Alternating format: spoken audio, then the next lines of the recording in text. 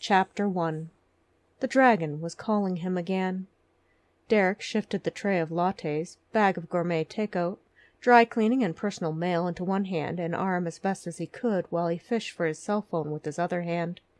He crooked his head at an odd angle to keep the cell tucked between his cheek and shoulder so he could redistribute the items before anything hit the ground.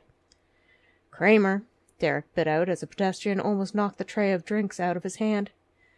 "You're supposed to be answering the phone. Miss Stone's office. Derek speaking." Cynthia's tone was not pleased. "I knew it was you. It's called call display." Derek jaywalked through traffic. "Whatever. Just do it next time," she replied, still annoyed at him. "Is there a reason for this call?" Derek tried to keep his tone civil as the cab honked at him, the driver making a rude gesture. "Other than I'm your boss and I can call whenever I like?" Cynthia practically purred into the phone. "I need the Nelson case files brought up from the copy room. The drones from downstairs report that they've been collated." "I'm supposed to be your paralegal, not your PA," Derek responded through gritted teeth. Cynthia sighed. "You're both until Missy gets back from vacation. You know how I hate temps. They're obnoxious, clueless, and don't get me. That means you get the job." "Sweet," Derek said, unamused. "You bet it is," Cynthia replied just before she ended the call. Derek growled in frustration and picked up the pace.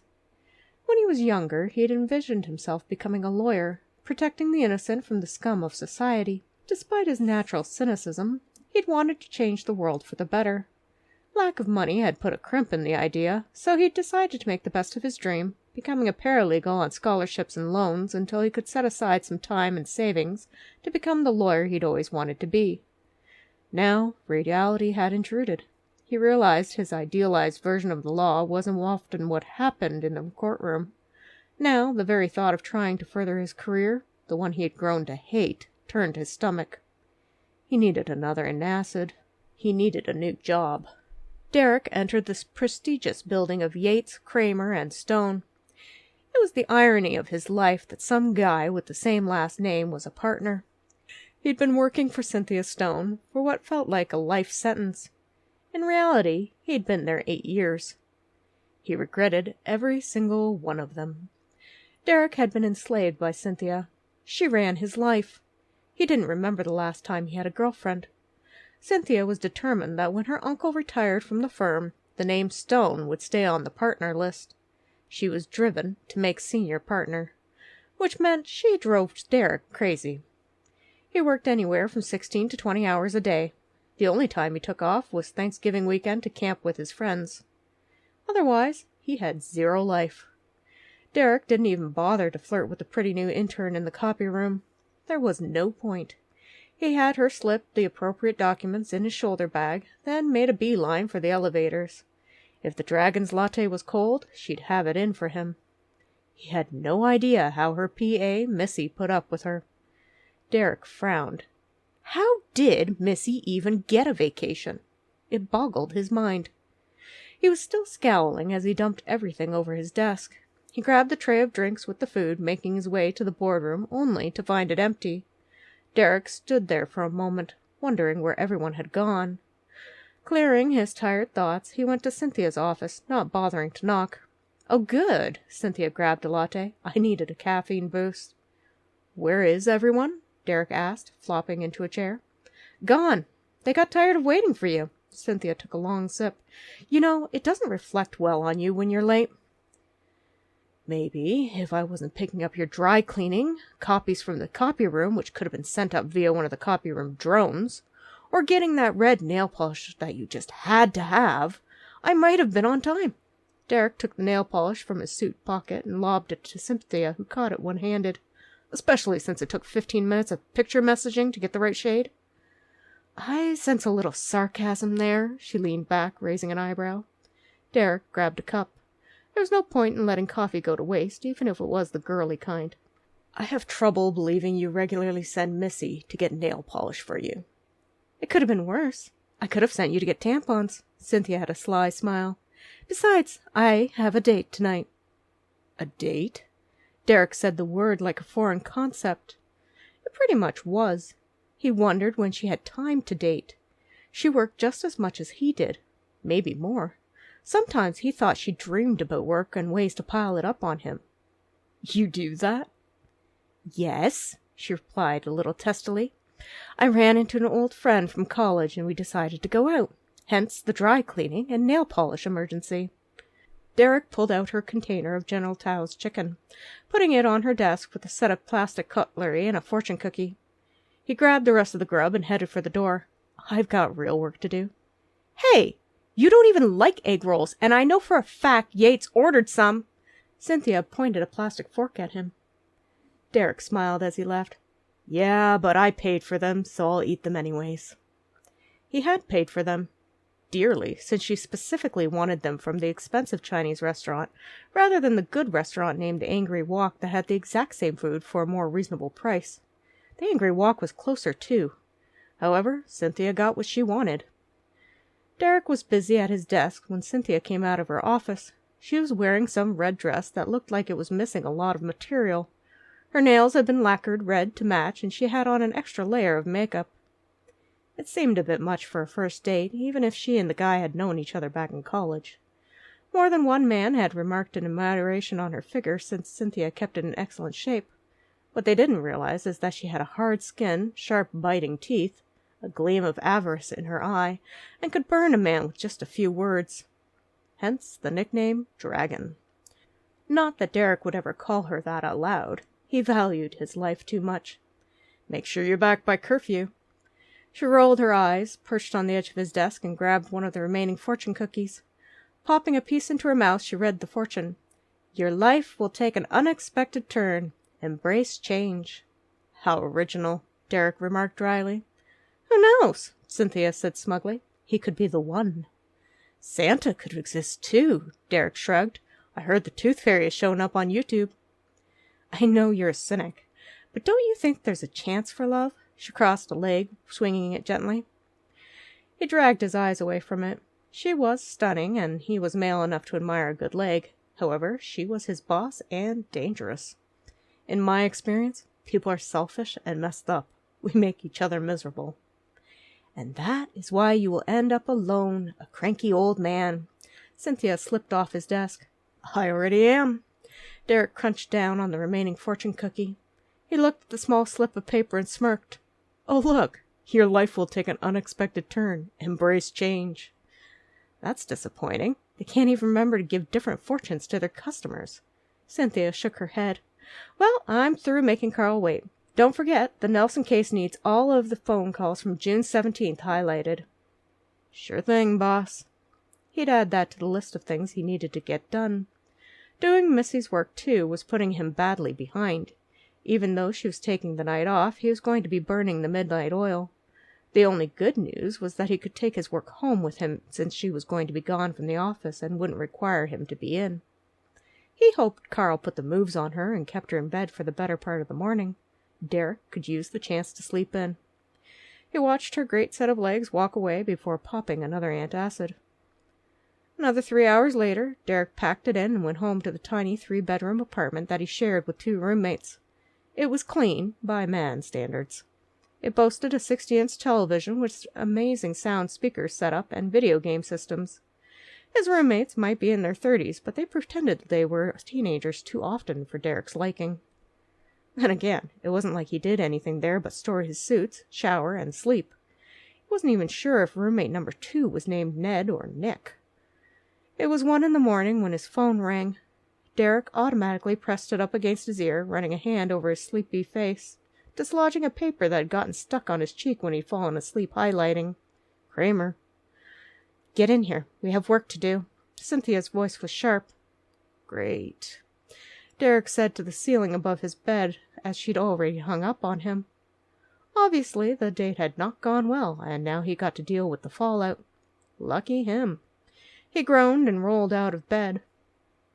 A quick shower and shave, new set of clothes, and cab ride saw him back at the office. The night guard gave him a sympathetic look. "Howard." Derek nodded in greeting. How sad was that? He knew the guard's name, but not his own roommate's. "She got you in again?" He shook his head. "No rest for the weary," Derek said the oft-repeated phrase. "Or the wicked," Howard replied. "I don't have time to be wicked." Derek punched the elevator door button to close. He checked that his tie was straight before exiting. "Did you bring coffee?" Cynthia was back to looking her professional self, expensive suit and moderate makeup. Her voice had a brisk cut to it. "I'm not a mind reader." Derek dumped his files on his desk. "I'll start up the machine in the staff room." "Don't bother," she sniffed. "That stuff is second rate." Derek wondered if he could get gourmet coffee delivered at this time of night. Missy would have been able to. He wasn't going to try. He'd had 2 hours of sleep. Fantastic. "What was so urgent that I needed to come in for?" he asked tiredly. She looked at him like he was silly for asking such a question. "You're behind in your work. I still don't have the Nelson files. The notes from the winter statements haven't been typed or filed. Don't get me started on the Underhills case. It's like you haven't even touched it."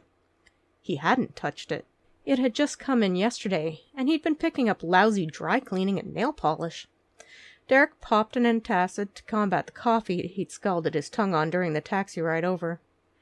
"I take it the date didn't go well?" Derek winced. He hadn't meant to say anything. Somehow the words had just popped out. No doubt she would think he was retaliating over her criticism of his not getting his workload complete. She glared at him. "It was perfect, until I realized he was married with 3 kids and was just trying to get laid." Ouch. Derek grimaced. "I guess you're right. We're all just selfish and make each other miserable," she ground out, a little bitter over the experience. Derek sighed. It was obvious she was hurt over the episode. He tried to offer a reconciliatory remark. "Just because I haven't seen much evidence of people having loving relationships doesn't mean they don't exist." "I don't want to talk about it." She dismissed his remarks and arched an eyebrow. "We have work to do." 5 hours later, he'd put a sizable dent in the pile of work on his desk. The sun was rising in the sky. Everyone else would soon be joining them for normal office hours. Derek stood up, stretched, and hit the second-rate coffee from the staff room. He looked at the day-old donuts that were left there. They were probably more like 3-day-olds, but weren't growing any mold yet, so he took one. It was a little crunchy, but better than just coffee for breakfast. He wandered over to Cynthia's office to find her sleeping on the expensive leather couch she had designed into the layout of the room. For pity's sake. Here he was, working hard, and she was softly snoring on the sofa. Derek picked up a file and papers that had been strewn on the floor. When he straightened up, he saw Stone Sr., one of the senior partners and Cynthia's uncle, walking towards the office. If he kept on the same trajectory, he was going to see his niece sleeping. Knowing how much she wanted the senior partner position once Mr. Stone Sr. retired, Derek knew he had to do something so her uncle wouldn't see her sleeping on the job. Shifting to hide what he was about to do from Mr. Stone's view, he smacked Cynthia on the head with the thin file. He didn't do it hard, but firmly enough to wake her. She jerked to sit upright on the sofa. "So that's why I think the Nelson case has a loophole that we can exploit," Derek said loudly as Mr. Stone came in.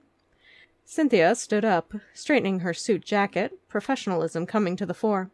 "About time you figured that one out. It was obvious." That was the last time he rescued her, Derek thought darkly. Let the old man catch her napping. It would serve her right. "Excuse us, would you?" Mr. Stone gave him a look reserved for annoying insects and drone workers of the firm. Derek knew that Stone didn't even know his name. He gave a brisk nod. Of course. He shut the door behind him and went to his cubicle. Dropping into his chair, his cell phone rang. "Cynthia Stone, Derek speaking." Derek leaned far back in his chair, looking at the ceiling. He repeated his mantra of needing a new job. However, there were none that paid like this one. He'd looked. The overtime hours he put in were phenomenal for earning money. "Mr. Kramer, my name is Sally Winthrop. I've been calling for the past 3 days trying to get hold of Mrs. Stone. I urgently need to get in contact with her," the voice on the line said. "First, it's Ms. Stone," Derek corrected. He was doing them a favor by making sure they got the right prefix. For a woman who was driven by her career, Cynthia was particular about her marital status. "Second, Ms. Stone is a very busy woman. If you'd leave your information and what this is about, I'll pass on the message." "You've passed on the message several times already, Mr. Kramer." Sally was impatient. I need to speak directly with Miss Stone." "I'm afraid that's just not possible." Derek was getting a small measure of enjoyment from torturing this lady. "You could email me your concerns, and I'll direct them to the appropriate person." "Mr. Kramer," she tersely replied, "I am an attorney for the late Guy and Alicia Roms. Alicia Roms is Cynthia's sister. I suggest you have her call me immediately." Derek's feet hit the floor as he abruptly sat up. "Say again?" "Alicia Roms? Cynthia Stone's sister has passed," Sally repeated. "I need to contact Miss Stone for several particulars." Derek closed his eyes. He had been putting her off for 3 days, since she hadn't exactly been forthcoming with what she wanted to talk to Cynthia about. It was part of Missy's duties to head off any unnecessary communication with people, and he may have taken it too far. His stomach swirled in rebellion, reminding him that he should probably pop another antacid. Either that, or he needed to lay off the coffee. But since it was about the only thing keeping him awake, it was unlikely that he would quit caffeine. Cynthia was going to be very unhappy with him. "My apologies, Mrs. Winthrop," he said, feeling like a complete heel. "I had no idea. I'll talk to Miss Stone directly and give her your contact information." "Thank you, Mr. Kramer," she said with some relief. "I would appreciate that." Derek jotted down her information. He waited for Mr. Stone Sr. to leave Cynthia's office, then tapped on her door before entering. She was sitting on the leather couch with a tissue in her hand.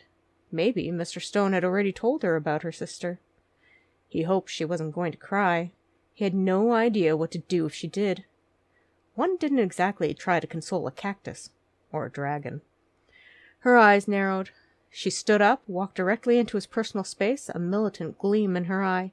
"You are supposed to inform me of everything. Everything! Do you understand? That is what I pay you to do. That is your job. If you can't do your job, then you are no use to me." "I deeply apologize, Miss Stone," Derek began, trying to make amends for the mistake that he'd made. "I had no idea that it was this important. Otherwise, I would have brought it to you immediately."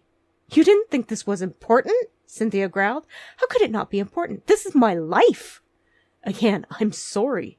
Mrs. Winthrop didn't say she wanted to talk to you about, and I stalled her. It's entirely my fault I didn't put the call through." Derek tried to explain while taking the blame. He deserved it, and he would own the fact. "Mrs. who?" Cynthia looked at him like he was on another planet. "Mrs. Winthrop? The lawyer for your sister?" He began to tread carefully with his words as he realized they probably weren't talking about the same thing. "Who cares about my sister's lawyer?" Cynthia poked him hard with a finger to the chest. "I'm talking about being passed up for partner for Jameson." "Jameson, for the love of pizza and wine!" Derek blinked. He'd never heard that phrase before. He absently massaged his chest where she poked him. It hurt a little. "Jameson!" She threw her hands in the air and paced. "He's a cruddy lawyer. He tries to get in the intern's pants." Are they serious?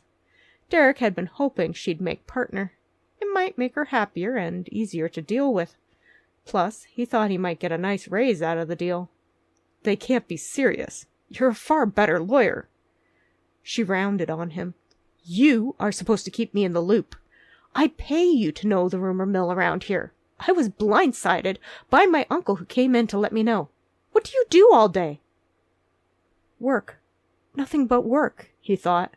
He didn't even sleep anymore, it felt like. Wait, this mean that she didn't know? Derek rubbed his tired eyes with his thumb and forefinger as his stomach bottomed out again. He desperately needed a new job. "Miss Stone, I think you should have a seat on the couch," he began. "Why?" She threw the tissue in the trash. Cynthia continued to pace the room in her snit. "I have more bad news." Derek wanted to sit down himself, but felt it would be wrong to sit when she was standing, and he was about to inform her of the estimable Miss Winthrop and her news. "Please." "Fine!" she hissed through clenched teeth and sat. Cynthia looked up at him expectantly. "Well?" Derek pulled out one of the leather chairs to face the couch and sat down. He clasped his hands and wished desperately he didn't need to be the one to tell her this. "Mrs. Winthrop, your sister's lawyer, has been calling for the past couple of days. I didn't realize how important it was until this morning when she informed me that Alicia and Guy have died. She needs to contact you about the particulars of the estate." Cynthia looked a little shell-shocked. It was the first time he had ever seen her with nothing to say. "I am incredibly sorry. There are no words to express the sorrow I feel at the monumental mistake I made of not forwarding Mrs. Winthrop's call to you sooner." Derek cleared his throat. "Again, I apologize for my error. You have my deepest condolences for your loss."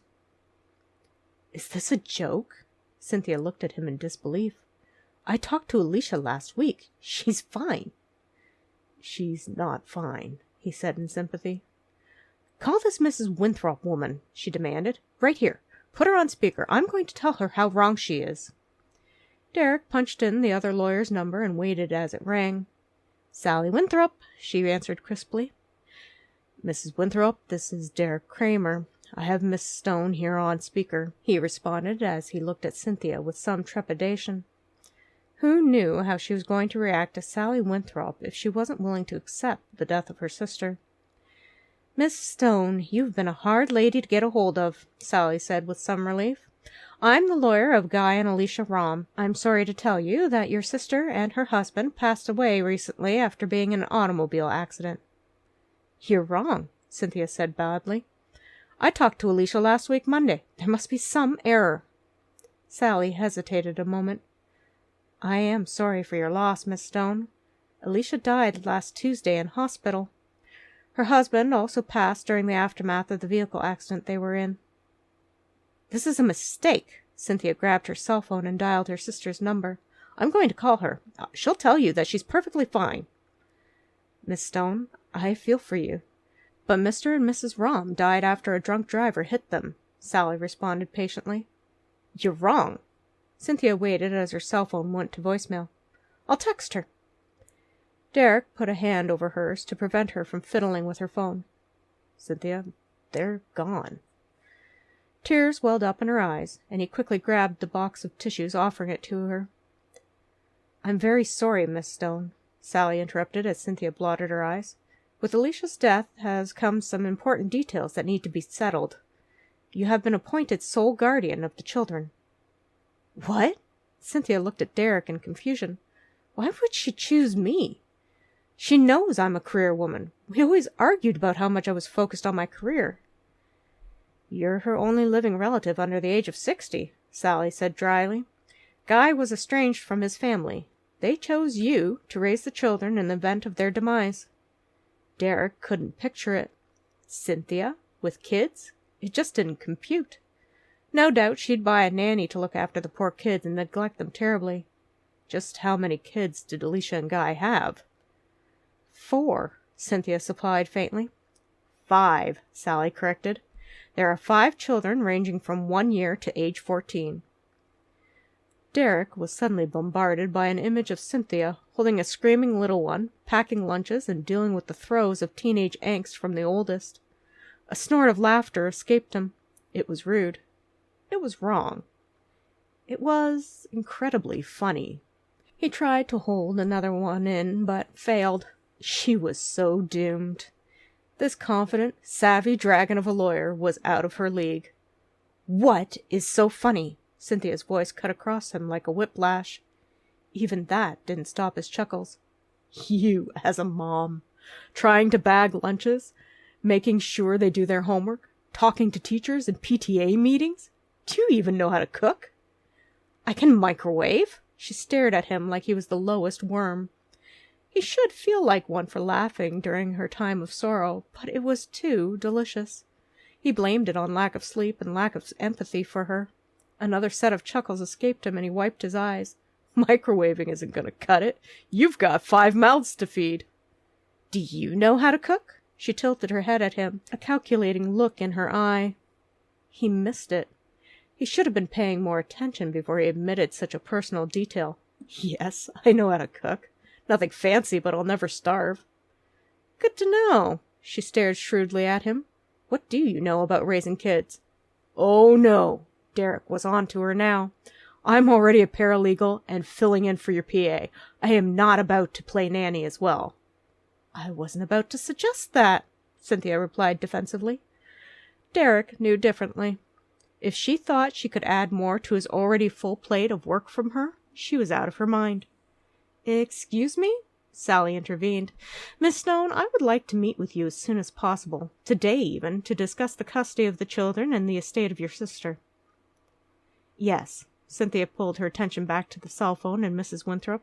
"Derek, cancel all of my appointments for the rest of the day. I'll need the car service to bring me to Mrs. Winthrop's office." They set up a time, and Derek saw to the arrangements. He knew he was going to use the rest of the day to try to catch up.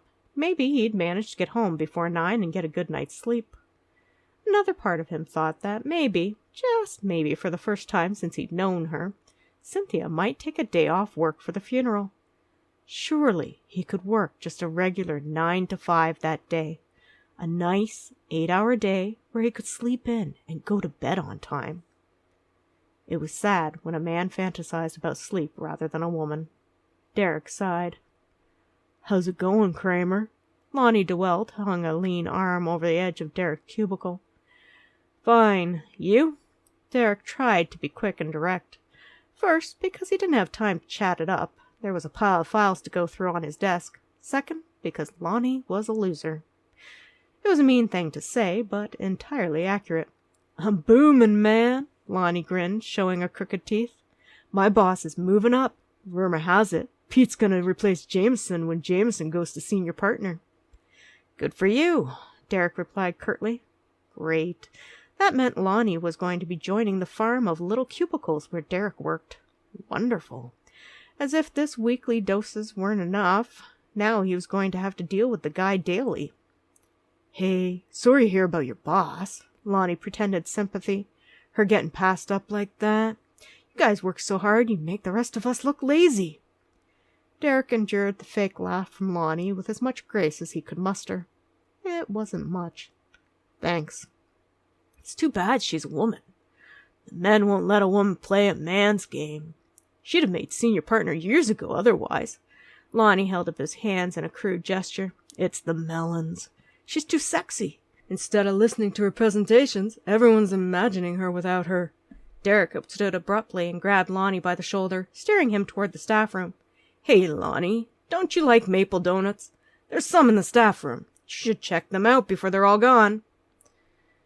"You're a good guy, Derek," Lonnie remarked, allowing himself to be pushed along. "The other guys say you've got no guts.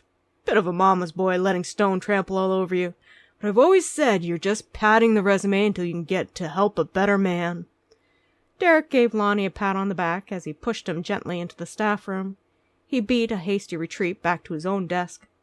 Every day with Lonnie in the same space. He wondered if he was being punished for something. "Derek, now." Cynthia poked her head out of her office and then retreated back in after summoning him. He sighed. He wasn't a mama's boy. He was just whipped. "Yes." Derek closed the door behind him, pulling out his cell just in case she wanted him to take notes. Cynthia grabbed her purse. "We're going to see Mrs. Winthrop. The car should be downstairs. Did you check?" Had he checked to see if the car was there? No. He'd been fending off the village idiot. Derek lied through his teeth. "It's there." Wait, had she said we? Why was he going to the appointment? He needed to get caught up on his own work, not follow her around like some puppy. "Good." Cynthia slung her purse over her shoulder. She waited as he opened the door for her, then strode forth, expecting him to follow in her wake. He was totally whipped, Derek thought. How demoralizing. Then again, she did pay the bills. Derek followed her.